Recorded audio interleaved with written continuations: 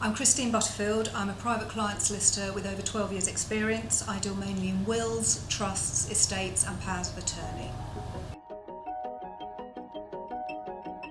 This is a legal document that gives someone else the authority to act on your behalf. There is one LPA which deals with property and financial decisions and one that deals with health and welfare decisions. It would be really helpful to your family if you make one.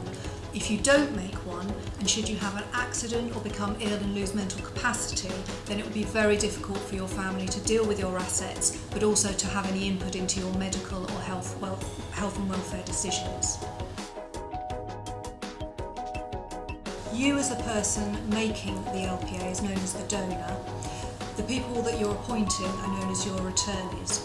You also need someone called a certificate provider, who is someone that will sign to say that you know what you're doing, you appreciate the power of the document and that you haven't been pressurised into signing it. You have a choice as to how they act. They can act jointly, which means they all have to sign and all act together, or they can act jointly and severally, which means that they can act separately if they wish. This is certainly the most flexible option. Or you can have that they act jointly for some decisions and jointly and severally for other decisions. That is why it is more flexible to have the joint and several approach, because that means one can act. It also means you'll have a document that will last you for the rest of your life, because even if one attorney died, for instance, or was ill themselves, your other attorneys could act.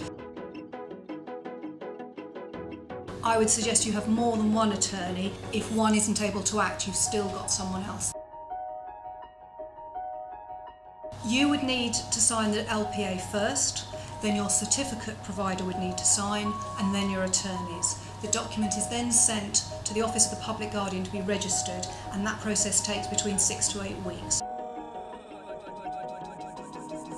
You can revoke an LPA after it is made, so long as you have mental capacity.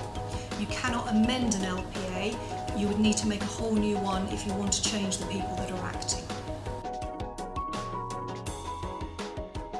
You need to contact your solicitor so that you can talk through what type of lasting power of attorney is suitable for you and who you should appoint.